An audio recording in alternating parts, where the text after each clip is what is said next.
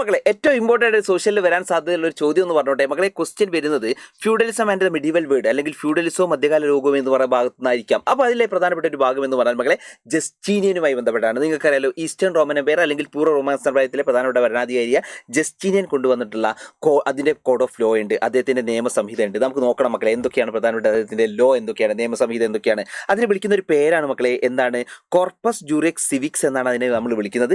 3 പുസ്തകങ്ങൾ അതിനകത്തുണ്ട്. അതിലൊന്നാണ് ഇതുപോലെ തന്നെ ഡൈജസ്റ്റ്, പിന്നുള്ളത് കോഡാണ്, പിന്നെ ഇൻസ്റ്റിറ്റ്യൂട്ടാണ്. മക്കളെ ഇത് ഓർത്താൽ മതി.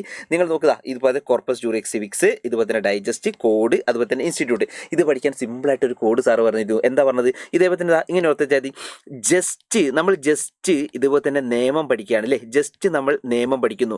അപ്പോൾ നിയമം പഠിക്കുമ്പോൾ നമ്മൾ എന്തൊക്കെ ചെയ്യുക, ജസ്റ്റ് നമ്മൾ നിയമം പഠിക്കാൻ തീരുമാനിച്ചു. അപ്പോൾ നമ്മൾ എന്തൊക്കെ ചെയ്യും, ആദ്യം തന്നെ നല്ലൊരു ഇൻസ്റ്റിറ്റ്യൂട്ട് പോകുന്നു അല്ലേ. അതേപോലെ തന്നെ മക്കൾ എന്ത് ചെയ്യുക, ഇതുപോലെ തന്നെ ഇൻസ്റ്റിറ്റ്യൂട്ട് പോയി കഴിഞ്ഞാൽ നല്ല ഡൈജസ്റ്റ് പോലുള്ള വലിയ വലിയ പുസ്തകങ്ങൾ നമ്മൾ വായിക്കുന്നു. അത് വായിച്ചാൽ പെട്ടെന്ന് നമുക്ക് മനസ്സിലാവില്ല. അപ്പോൾ നമ്മൾ കോഡുകളൊക്കെ ഉപയോഗിച്ച് എന്ത് ചെയ്യും, അത് പഠിക്കാൻ വേണ്ടി ശ്രമിക്കും. അപ്പോൾ ഓർത്ത് വെച്ചോ, ജസ്റ്റ് എന്ന് ഉദ്ദേശിച്ചത് ജസ്റ്റീനിയൻ ആണ്. ജസ്റ്റീനിയൻ്റെ കോർപ്പസ് ജൂറിക്സ് സിവിക്സ് ആണ്. അതിനകത്തുള്ള ആ നിയമത്തിൽ പറയുന്ന പ്രധാനപ്പെട്ട പുസ്തകങ്ങൾ ഏതൊക്കെയാണ്, ഒന്ന് നല്ലൊരു ഇൻസ്റ്റിറ്റ്യൂട്ട് പോകും, അപ്പോൾ ഇൻസ്റ്റിറ്റ്യൂട്ട്, അതുപോലെ തന്നെ ഡൈജസ്റ്റ് ഇല്ലേ, അതേപോലെ തന്നെ കോഡുകൾ ഉപയോഗിക്കും, അപ്പോൾ കോഡ് കേട്ടോ. അപ്പോൾ അങ്ങനെയൊക്കെ പഠിച്ചു വെച്ചോട്ടോ. അപ്പോൾ നിങ്ങൾ ആലോചിച്ച് നോക്ക്, നമുക്ക് ഓർത്ത് വെക്കാൻ അങ്ങനെ ബുദ്ധിമുട്ടുള്ള സാധനങ്ങളൊക്കെ അങ്ങനത്തെ ട്രിക്സുകളും സാധനങ്ങളൊക്കെ വെച്ചിട്ട് നമ്മൾ എന്ത് ചെയ്യുന്നുണ്ട്, ഇന്ന് പബ്ലിക് ലൈവിനകത്ത് പറയുന്നുണ്ട്. സോ പബ്ലിക് ലൈവ് എല്ലാ ആൾക്കാരും മസ്റ്റായിട്ട് എന്ത് ചെയ്യണം, കാണണം കേട്ടോ. അതോടെ മക്കളെ ഓർത്ത് വെച്ചോ, അടുത്ത കൊല്ലത്തെ നമ്മുടെ പ്രധാനപ്പെട്ട ബാച്ചായിട്ടുള്ള നിഞ്ച ബാച്ച് അത്രയും അടിപൊളി ആയതുകൊണ്ടാണ് ഞാൻ ഫുള്ള് നിങ്ങളോട് ഇങ്ങനെ നിഞ്ചയിൽ ജോയിൻ ചെയ്യണമെന്ന് പറയുന്നത് കേട്ടോ. നിങ്ങൾ സീനിയേഴ്സിനോടൊക്കെ ഒന്ന് ചോദിച്ചു നോക്കുക എങ്ങനെ ഉണ്ട് എന്നുള്ള കേട്ടോ. എന്നിട്ട് നിങ്ങൾ എന്ത് ചെയ്യുക, ജോയിൻ ചെയ്യുക. സോ ചെയ്യേണ്ടത് 9995400800.